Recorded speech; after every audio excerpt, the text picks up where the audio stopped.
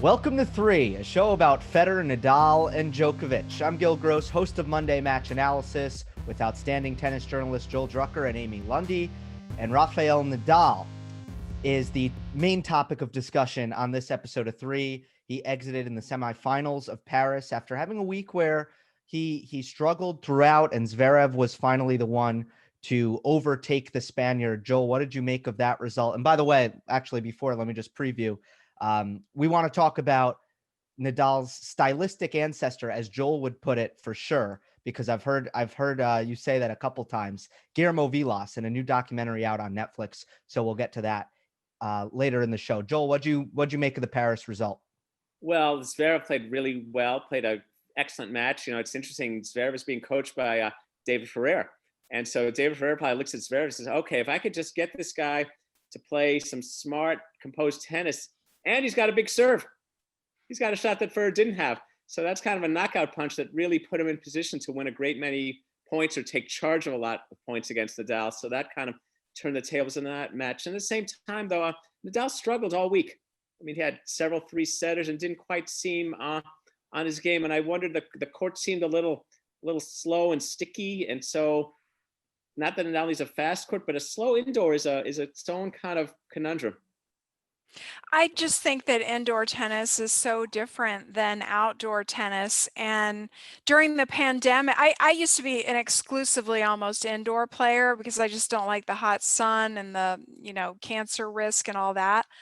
During the pandemic, I went exclusively outdoors, and it really drove home to me the differences. And Nadal had an interview recently where he said that every ball is different due to the variables that the incoming ball presents to you. And if you think about it, if each shot is a set of variables, whether it be spin on the ball, speed of the ball, angle, all that stuff, wind is a variable, sun is a variable. So when you move indoors, you're eliminating a lot of those things, and those may play better to other players' strengths, while Nadal may be a guy who's able to process those multiple variables in a better way.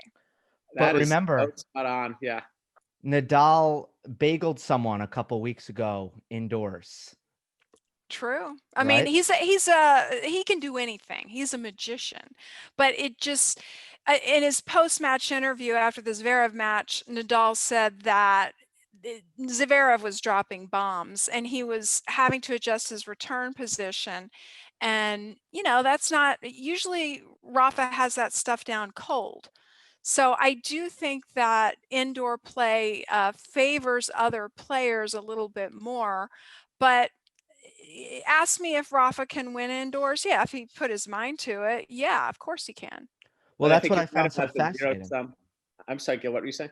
I was going to say the return that Amy just mentioned. That's what I found so fascinating about this tournament, because coming off of the greatest return performance I've ever seen by Rafael Nadal in the French Open final, he follows it up. It struggles with his return all week. Well, a different surface. It is a different surface. I mean, the servers had much more advantage on this indoor, but I think I like Amy's point about the elements and the variables. I love playing in the wind, by the way. I really like it, and Oh. and and but it has to do with coping. It's purely it's highly mental. And a guy like Nadal, he has great tools for wind too. When you've got margin and footwork, I mean, he's fully locked and loaded. I watched him play Murray in the Indian Wells final in 2009. It was incredibly windy, and he just destroyed him because, again, so much margin. And again, that outdoor thing. So in a way, other players are less disadvantaged indoors, I think is the point. So someone like Zverev, who we haven't thought of as a mental giant, is like, okay, here I am in a box. This is good. No wind, no sun, no shifting breezes, those other factors. And you're right. Whereas, so, and that's historically been true. I mean, these big servers like playing indoors. So Joel, I guess I'm not a mental giant because I prefer to play indoors. Well, no, you brought up something very important, and I know this too. I wear long sleeves all the time when I play now. I mean, being light-skinned, I think the skin cancer thing, I think if I lived where you lived and I had a choice, I might play indoors a lot more too. So it'd be a John different. McEnroe has gone far as to say that one of the slams should be indoors and that we should, I don't know if it's for the reasons that I think there should be more indoor tennis. I just think it would draw more people to the game, people that live in colder climates. But McEnroe believes that, yeah, there's a real place for indoor tennis and we should try to elevate it. And of course, he loved that. And I think McEnroe is a fantastic indoor player for some of those reasons. I mean, I think an attacking player, a shorter swing player would like that stuff. Just like you've heard some clay courters say maybe the season-ending championship should once be played on clay, right? Even if maybe it's indoor clay. And so a lot of stuff around this. McEnroe also a lower margin player, right? Someone who wants to hit half volleys and no, there's no low margin. This is our generational. No low margin? No. Flat low? No. See, you're not. No, McEnroe's game was house money. He's not just hitting half volleys all the time. He's coming to net, which is a very high percentage play. He's hitting the ball well within himself. You watch McEnroe play, you will rarely see him make a wrong shot selection. He's hitting a lot of balls cross court. He's not playing. Yeah, I get it. This is a fun generational talk we're having. I know, since I'm left-handed, that he's taking balls mildly on the rise, but he's absorbing and redirecting. He's doing some of the things that Radwanska, Hingis, Roger Federer. This is. But how is that not half volley though, Joel? Because to come into the net, especially that much, you're going to have to hit a lot of half volleys, and half volley by nature is taking something on the rise. Right, but it's not high risk. It's not low margin. It's not low margin when you play the ball. Well, maybe for him, right? But you just said he's redirecting all the time, right? Which is harder than going back the same way. No, but I see McEnroe. He's even redirecting cross court. I'm not saying he's redirecting down the line. I think we should have a fun when we have our show offsite retreat at a court. I think this has a lot to do with how we've learned the game. It even gets back to our service return position thing, and, yes. And strokes and length of stroke and length of backswing and how you use your body to move against the ball. I mean, you're from the era of racket head speed. McEnroe was not. McEnroe was you moved against the ball and you took in the pace from the other person. So his game is not high risk. Believe me. But correct me if I'm wrong. McEnroe is like a big continental grip guy where so much of his game was played in continental grip, right? Yeah, well, McEnroe and Rod Laver, and the game was a lot lower bouncing. A lot more balls in that day were hit between, let's say, the knees and the ankles. The surfaces were faster, the bounces were lower. So you had to have some movement going. I mean, there's a certain type of movement, there's a certain type of north-south quality to McEnroe's movement that is very much part of it. Yeah, so he's kind of like sweeping through the ball, and the ascent of high balls and slower courts, that was not so fun for McEnroe. That was part of the things. He talks about technology, but I think a lot of it has to do with spin and rotation. Borg, he could problem solve, but as other people got better at that, even Lendl, that was harder. For the record, I don't mind wind either. And I remember I was in a doubles match and my partner was getting kind of negative about the wind. And I told him, look, I was serving. And I said, it's so windy out here. If I get my serve in the box, they're not going to return it. So we're fine. With the wind, well, the other thing with the wind, to me, the wind is about overcoming vanity. And I think that's why one of the reasons Nadal is such a great wind player. He's not, this is called an effectiveness contest. This is not called a beauty contest. So let's acknowledge once we're playing on a wind, no one's going to call this match mutually elegant tennis. This is just going to be a back alley effort to kind of grub it out. And there's certain things we can't do. It's like I said to a friend, he goes, why do you like playing in the wind? I go, because you don't. That's it. Exactly. So if I can like something, and so it is kind of like, and to me, I like to think as the physical part is much harder for me in tennis. So I'm going to try to take as much command over the mental part. It's like, of course I get more let chords than my other opponent. There's no data for that, but I always get the lucky, it's attitudinal, the wind. Well, y'all crazy. I hate playing in the wind. Yeah, I guess I'm a vanity player.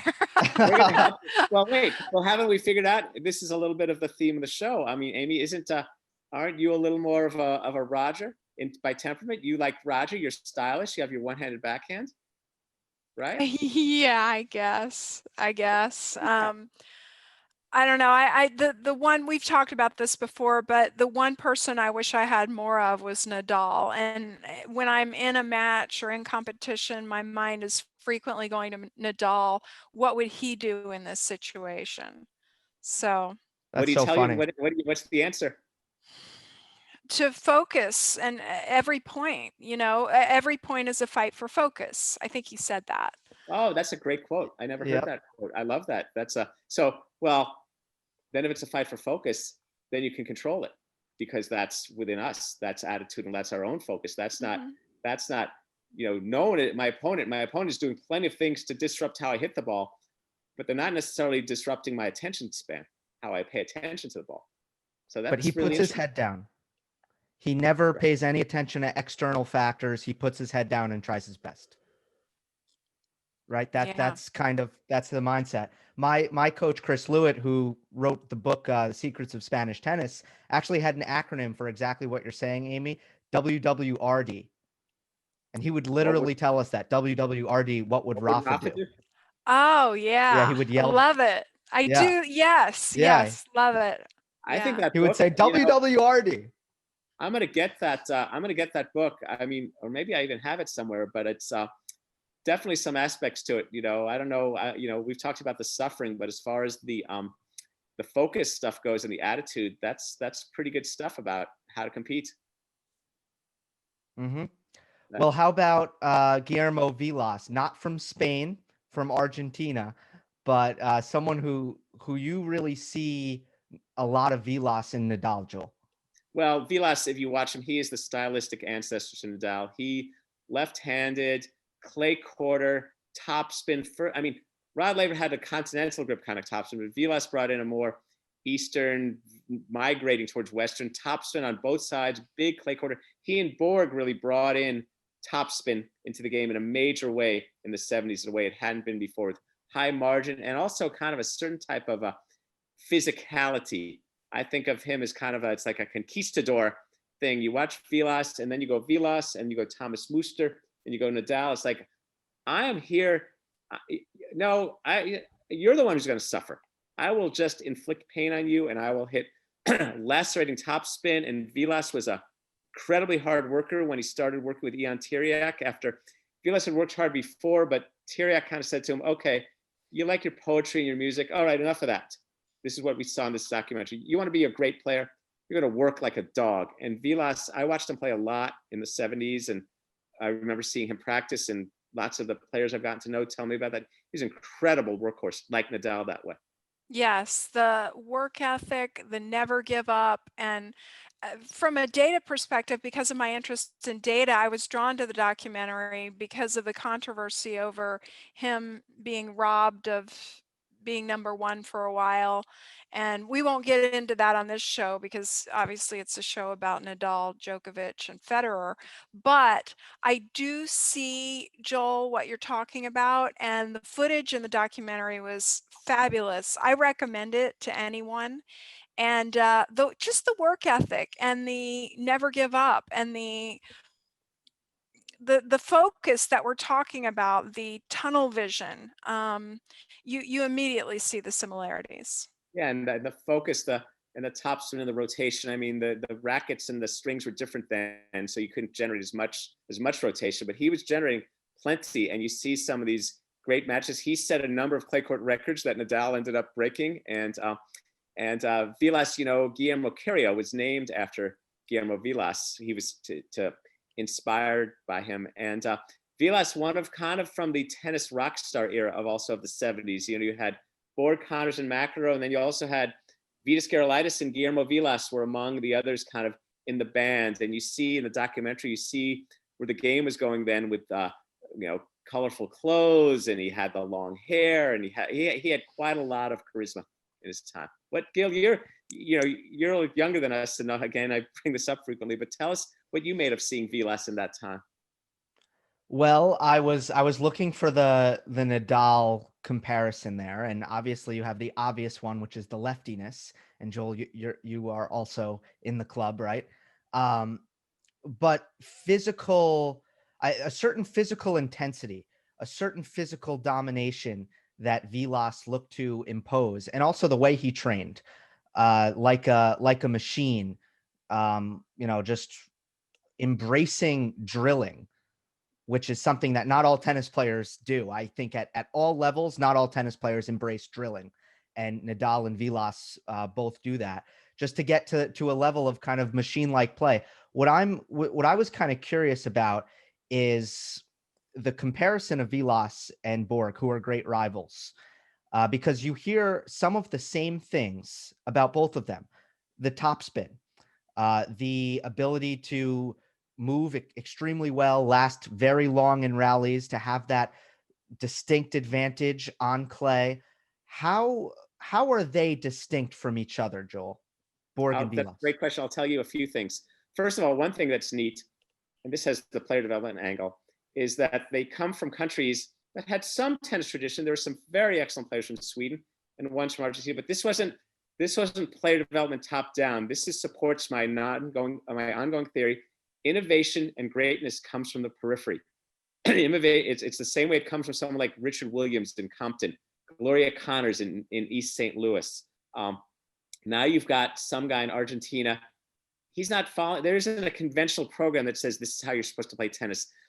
He creates something else. Then there's this Swedish kid who likes hockey, and you see Borg, and they both have the topspin. So as far as the difference in players, here's a few things.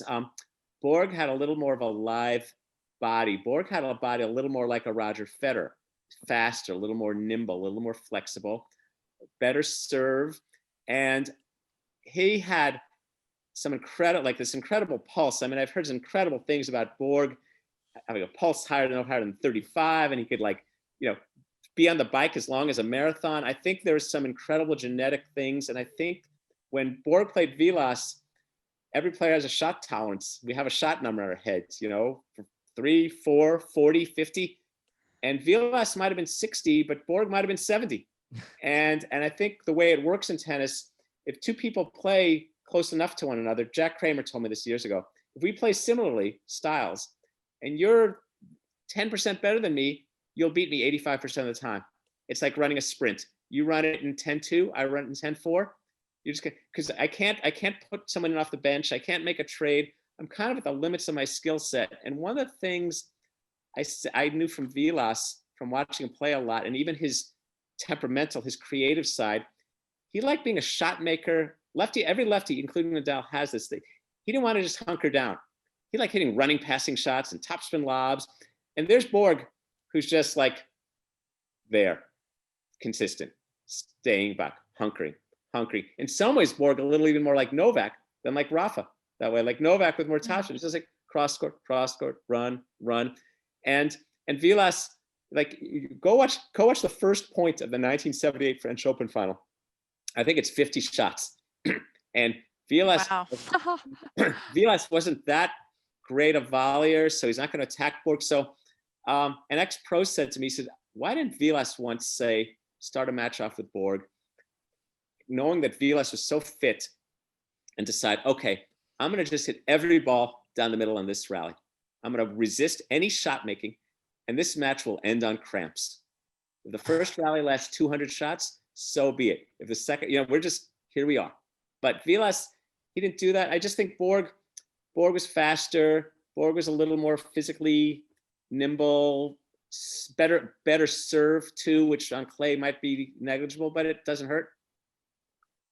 Just to, beat him a lot. Right. Joel, did you have some story, a personal story?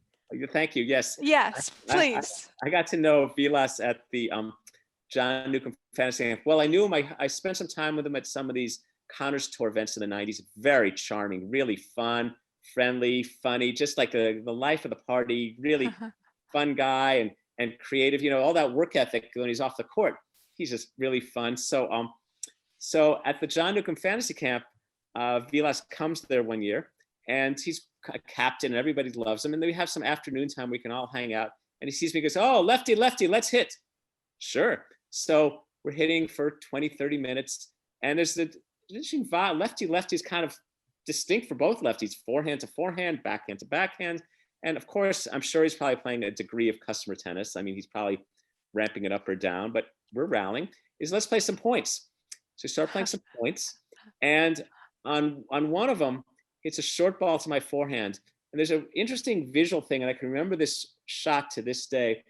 Line up the lefty forehand approach, which versus righties can sometimes go cross court, sometimes down the line, but it's to the righty forehand. So now I'm lining it up, and I hit it to Vilas's downline back, and I have the exact picture in my head of how Connors, who was my subject of my book and my hero forever, would line up that forehand approach, hit it kind of flat down the line.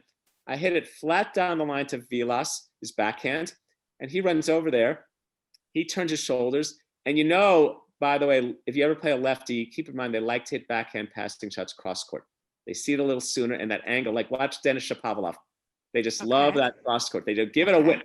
So, here comes Vilas. He comes running over there, turns his shoulders. He does not. This is not a customer shot he hits. He just annihilates across the court. I know it's going there. I move to my right, but I'm late. Fortunately, I'm late.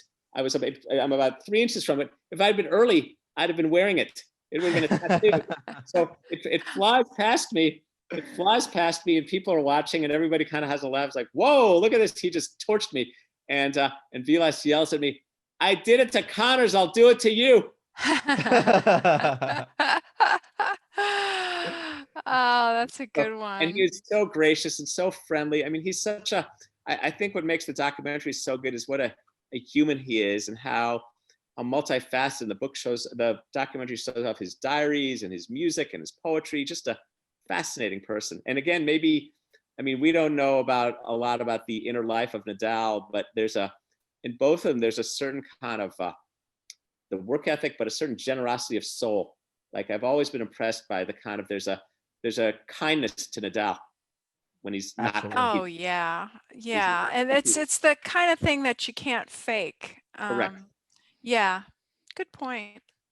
And how emotional Vilas got, at the whole number one thing. I mean, it just showed, this struck me because, he's, many, many decades removed from his playing career, yet he was brought to tears by the idea that someone ran the numbers and found that he should have been number one.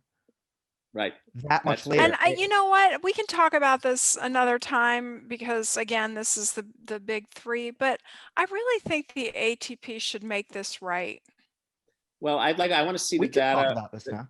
The documentary, because it was so evocative and so cinematic. I'd like to see the Amy Lundy approach to the data taken, where you kind of see, okay, show me this, show me that. I mean, this isn't like telling me a beautiful mind quadratic equation for the flight to Mars. Show me how the rankings were crunched differently then. It's almost like cold case, put a detective on it and go through it very systematically. But that's what the guy did, but we didn't. And there's a written story about it. But I need to see. I mean, this, Amy, because you do this. Okay, 3 pages. Thank you very much. Just show me methodology. I hope someone takes up this cause, because the day and age in which we live, it is very important to keep track of the historical record and get the numbers right. And I hope the ATP does address it at some point.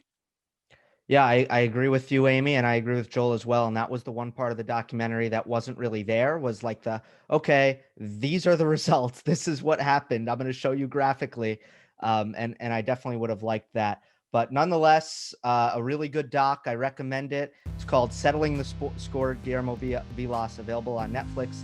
And as you're watching, you can think, what about Vilas led to Rafael Nadal with Thomas Muster in between? So that'll do it for us here on 3. We really enjoyed this discussion, and hope that you did as well.